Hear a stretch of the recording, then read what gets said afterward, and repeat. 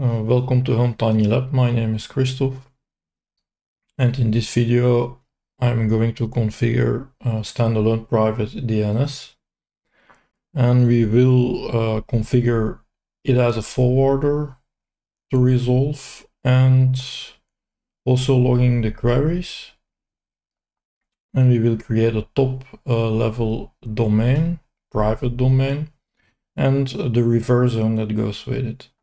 The goal is to have a DNS server in our home lab where we can experiment with. I will run my Bind DNS server in a Rocky Linux system that I had already configured in part 1. Something important to know is that if you are looking in the documentation is to know which version that you are using of Bind. To know this, you can do named -v, and this will give you the version.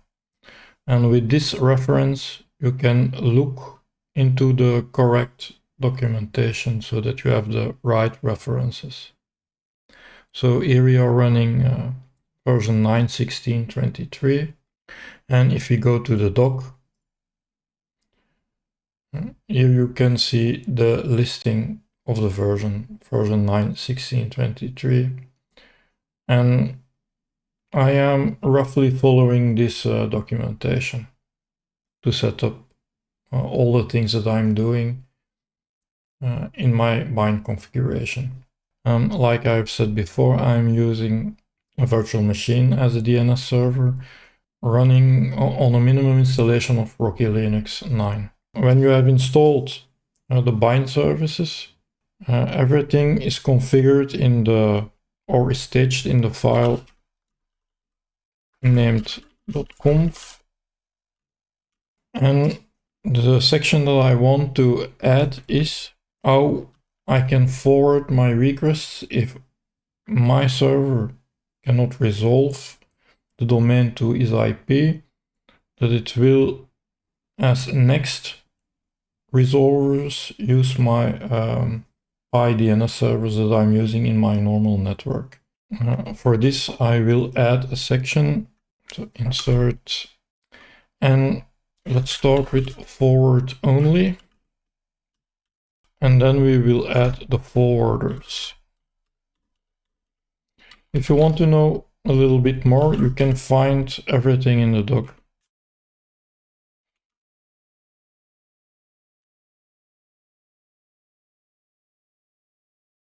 So this is my firewall that's running on a Raspberry Pi 4B,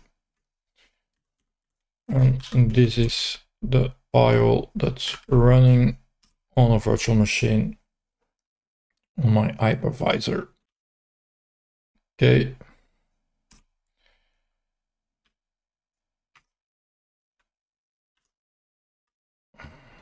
And this is added. So let's write the file and leave it. Something very important is to check the syntax of the file that you have edited, because if you're now reloading now and there is an error in, the service will not work. So let's do the check.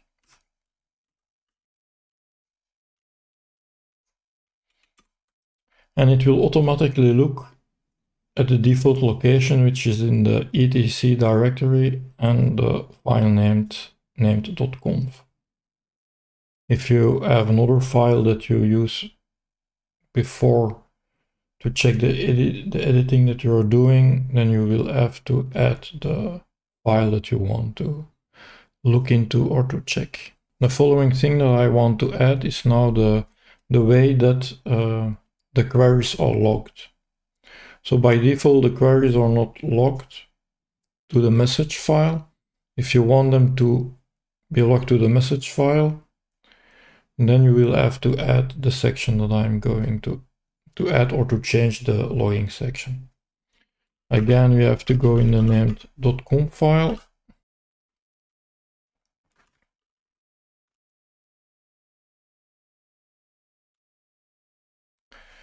Let's have a look at the logging part. So here we are at the logging part, and you can add channels how much that you want, and you can add categories. So this I'm leaving, and now let's add a channel.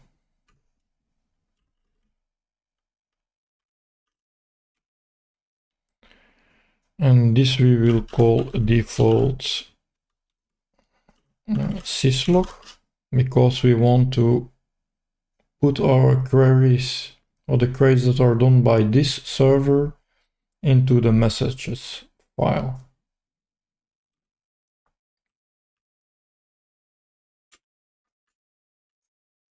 And the output is not the file, but the syslog daemon.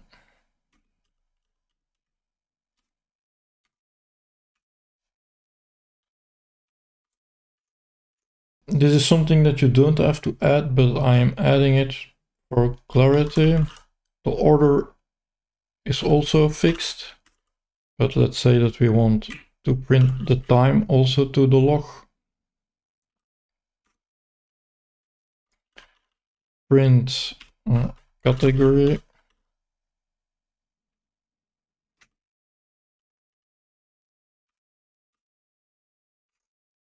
And then print severity.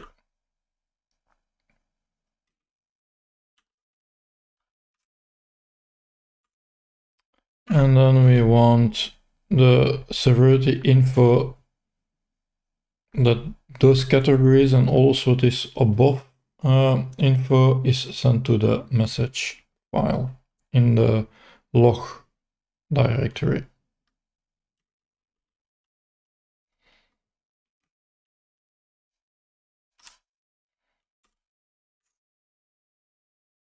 Now let's close the channel section. And then when the default syslog channel that we have defined is added, and then we will create the categories. And then you have the default. The default, you normally don't have to add it. It's normally present, but I am adding it here for the complete view of what is defined.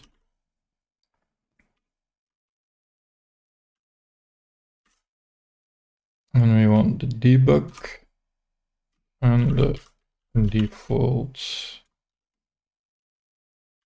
syslog.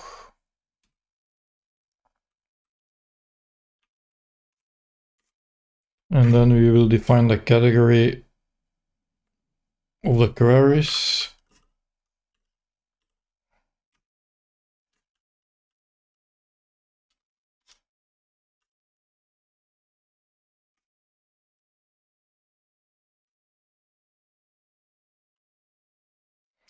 And that default is syslog.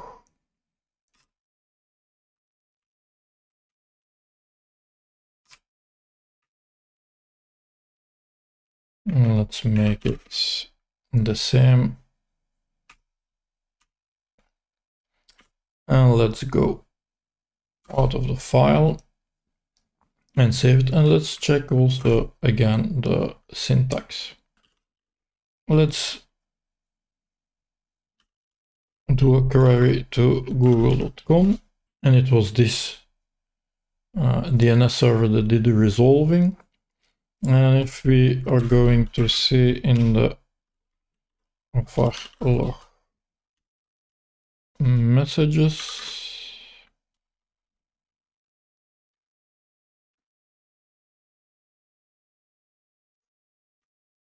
we are not seeing the queries because we have to reload the service. So if we reload the service, I prefer to do it with restart. And also when we do a restart, the cache is emptied. To verify, we can do status, and let's do now a query. And we see that the local server did the resolving. And let's now have a look in the var log messages. And we can see that google.com has been logged in the message file. This is important because in one of my next videos I want to send all the logs to a central logging server so that it makes it easy to correlate the different logs to find anomalies that are going on your network. Like said in the intro, now I want to create also my own private top-level domain. And in this example, I am going to create as a top-level domain OmTinyLab. For this, we will have to make it more easy, I will go to the named folder, and here you see the structure that is also defined in the name.com file. So every file that is referenced in the name.com file will be in here. I will try to keep it as close possible to the standard folders. So let's create the file, a base zone file, OmTinyLab, OmTinyLab, and let's call it .db. And to make it a little bit easier, I will paste already most of the basics of a zone file. I give the title in a comment, then I define the TTL default 2 days, but you can change it in every record. And then every extension that's added will be OmTinyLab.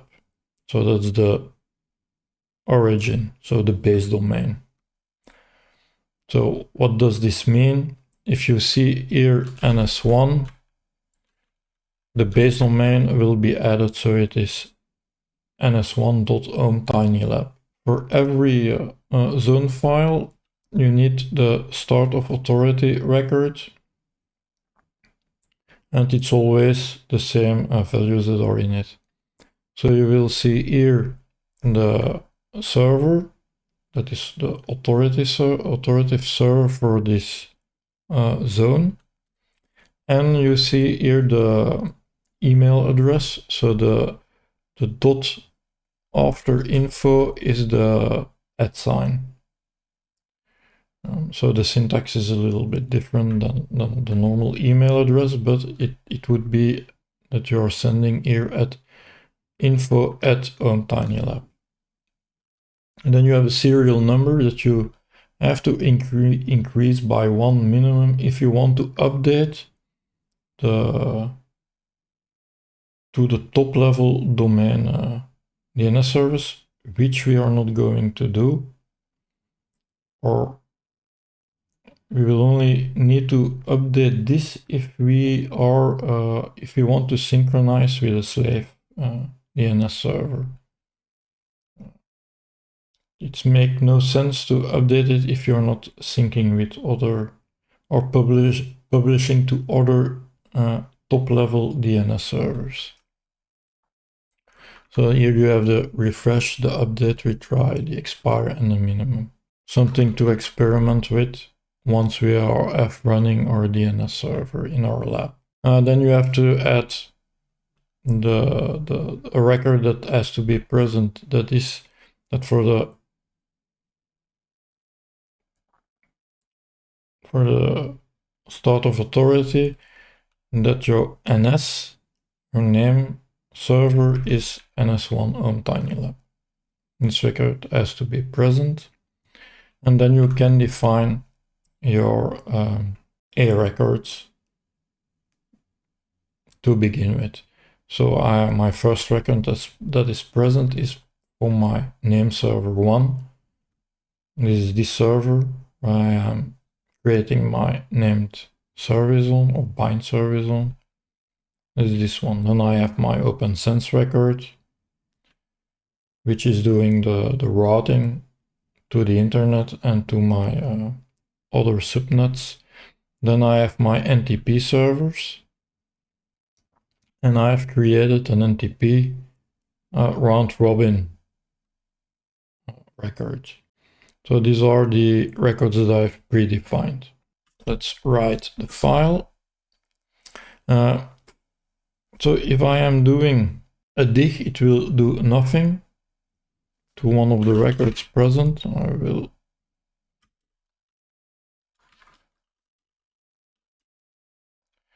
do this. It's not resolving for one and only reason, because there is something that has to be added in the name.com file. If you don't say where bind can find the zone file, it cannot be resolved.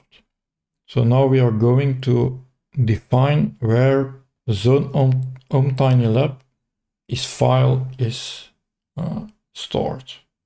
So the reference to the file for the zone home tiny lab. So if we go back to our named.com file, and it's almost at the end that we have to be. So you have the standard zone file that's present. And here we will add the zone file for home tiny lab. So here we are creating zone home tiny lab, and it is type primary, and the file is hometinylab.db. Like said, the default directory is the var named, and that's defined. If we go a little bit up in the file, we will see where it's defined. You will see here the directory is var named. If you want this to be another directory, it's here that you can change it. And then you see where the dump file is for the cache and other references to other files. So that is something to know. So let's exit this file and let's check if we did not make a mistake.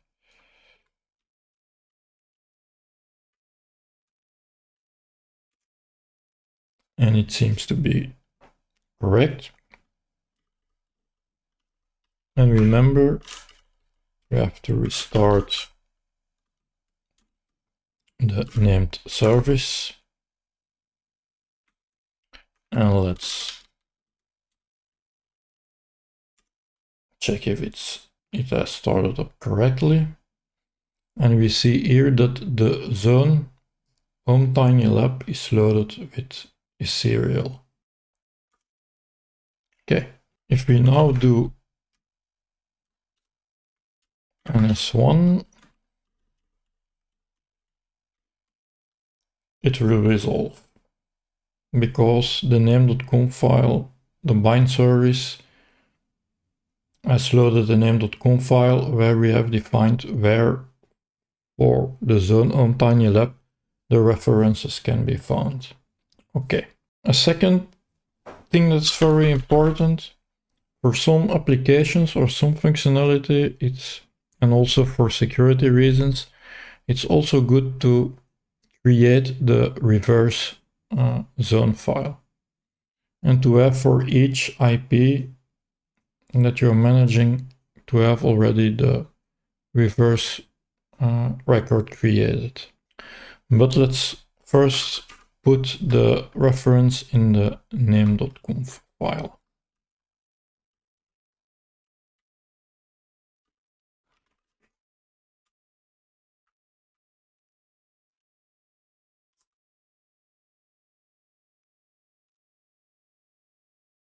So after the home tiny lab zone definition, let's now create the reverse definition, and we will paste it. So we have now created the zone for the reverse resolving. And this is important. The syntax here is the IP reversed. So because it's 1067.10, it is always 1067.10, but if I was referencing to 1067.1, the file would be 167.10, for example. And then you have always to finish with in-address.arpa.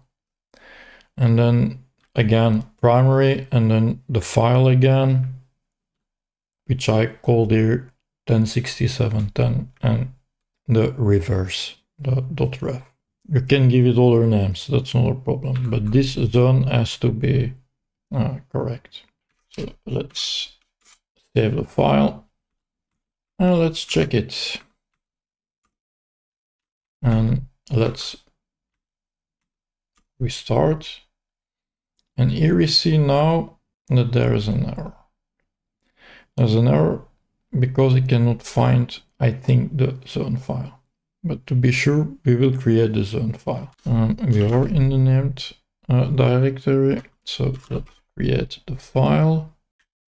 Then 67 then dot reverse.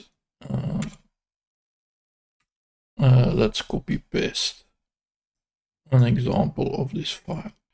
Okay, let's have a quick look at the file. To be complete, I could add here the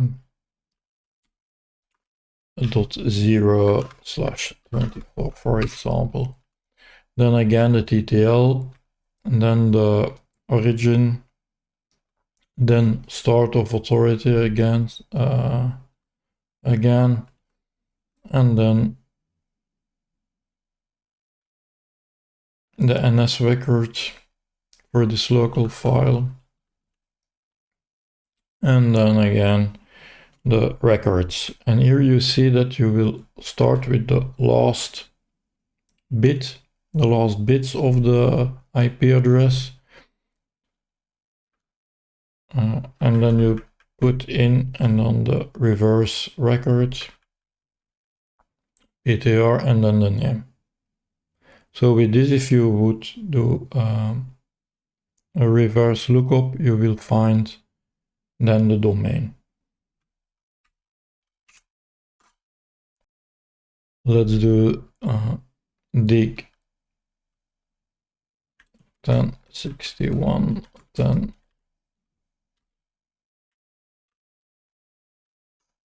And normally this will not work. And you can guess why, because the service didn't start up because of the error that I had. And now this should done it correctly.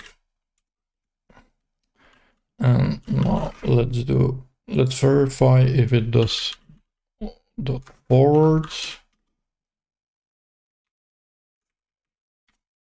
resolve, and let's see if it does the reverse resolve. So here I have checked the reverse resolve with host 1067.10.122, and you will see that it found it in the reverse zone file, and it also said that it points to NS1 Home Tiny Lab. So now we have configured, as an example, a top level domain, and we have a zone file and a reverse zone file, and we can always see if the queries were done correctly also.